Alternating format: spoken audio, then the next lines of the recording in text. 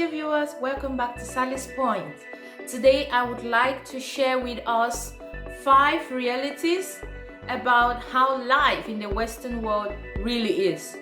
Now I know this is not new for most of you watching, but I feel there's a need for these points to be re-emphasized because I don't know if it's that some of our youth just choose to ignore that they don't know these things happen, or they still deliberately find themselves into such situations despite the warnings out there.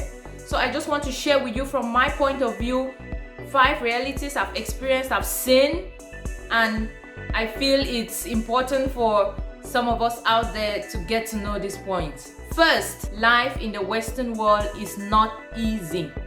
It is not easy as it seems to be. Very true, there are greener pastures here, yeah? But you don't just walk into somebody's greener pastures and start harvesting without working for it. Many people have to do 2 to 3 jobs to make ends meet. It is true that at the end of the month, you might have a good check, a good salary. But then when your bills come in, oh my, you feel like you should cry because you see the money slipping out of your hands. And that brings us to our second point. Not everybody in the Western world is rich. My dear friends, if you make your travel decisions based on what you see on social media, I'm so sorry for you.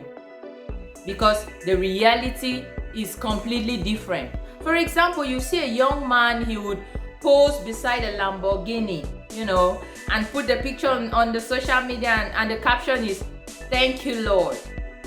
And the people back home would look and say, "Wow, this guy has made it. I also have to go and hustle." Please, it's not his Lamborghini. In most cases, the owners of these cars would hardly pose with them and put on social media. Because there's a lot of false information on social media about the Western world that it's so difficult now to know who is for real and what is for real.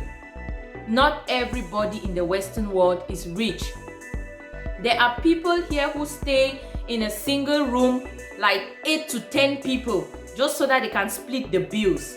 But when they go back home for Christmas or for some celebrations, they'll gather the little money they've saved and they'll go back home, they'll be posing, with big cars, big shoes, and make the people back home feel like they are just coming from paradise.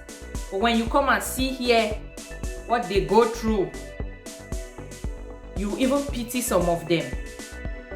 There are people who live under the bridges because they don't have houses. There are beggars here. Believe me, sometimes I go to the supermarket and you see people there begging. I don't mean people wearing suits and begging. People sitting on the ground with begging plates. That's how difficult life can be here.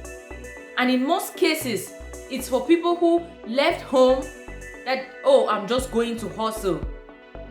And they come and things don't work out the way they thought or they expected.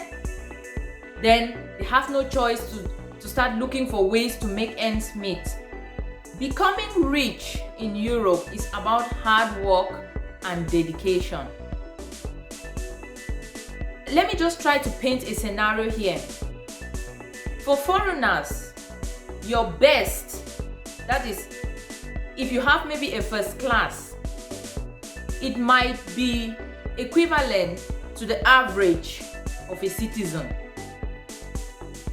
Therefore, if you want to be the best in that country, it means you have to be the best of the best. Because if you are just an average, then in comparison to a citizen, you are below. So we can't afford to be the average. My African brothers and sisters, we cannot afford to be below or to be just the average. We should strive to be the best, and that can only be achieved through hard work and dedication. Hard work does not necessarily mean physical labor. It just means putting in the best of your effort in your field to make that difference. You have to constantly prove to your employers that I am capable of doing this. I am the best in my field. That is the best way to succeed in this Western world, to stay at the top. If you don't show this constant effort, you can fall, you can slip so fast, right to the bottom. My fourth point, succeeding in the Western world is about following the rules. It is so sad for me to say this, but I have witnessed it. Most of the rule breakers are foreigners, and in most cases, Africans. Why? Why do we always have to show the negative examples?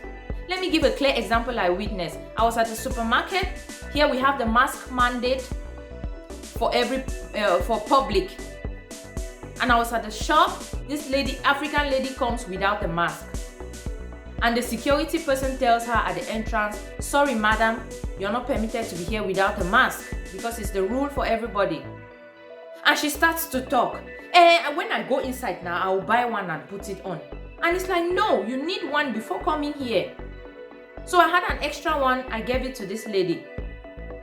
As if that was not enough, there was a sign at the door. "Please, no making of phone calls here." You know, they are trying to reduce the spread of the virus. So no making of phone calls inside the supermarket. This lady goes in, her phone starts ringing, and she picks it up. And she's talking so loudly. What an embarrassment to me as a fellow African there. Then the sales lady comes to her and says, "Madam, please, there are signs all over, no making of phone calls in here." And then, instead of just politely dropping the call, she starts, "Is it because I'm an African? Is it because I'm this? Why are you telling me to drop my call? I have the right to take my call everywhere." And the scenario ended with the security guys throwing her out. Why does it have to be we, the Africans? There are rules. You know, in the fight against racism, we shouldn't give these guys a reason to look down on us. The more we break the rules, the more they have the upper hand to say you were wrong. And my last point, being in the Western world, you really don't know who to trust. Your next door neighbor can betray you. And it is another sad thing to say that the majority of those who betray others here are fellow Africans. I'll give you two examples. I have a lady who does hair, and she decided to do it at home to cut down the taxes and thereby reducing the cost of the hair for her clients. So she decided to do it like a side job at home. And her fellow African sister who wanted to open a hairdressing salon reported her to the authorities that she's doing a black job at home. And the authorities stormed her place and she was given a fine. Another African lady, you know, we Africans, we love to eat cow skin. So this lady was preparing it, you know, and packaging it and sending to her clients. And another African reported her. The cause of your downfall might just be the person next to you.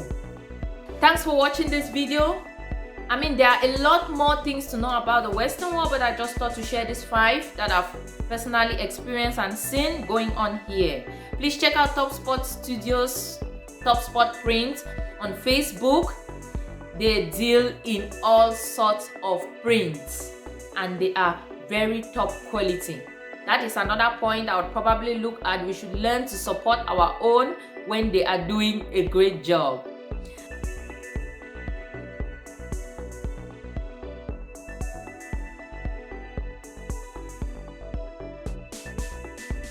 So thank you very much for watching this video, and I hope you like it. Please hit the like button and please subscribe if you have not subscribed so that you don't miss any of our videos.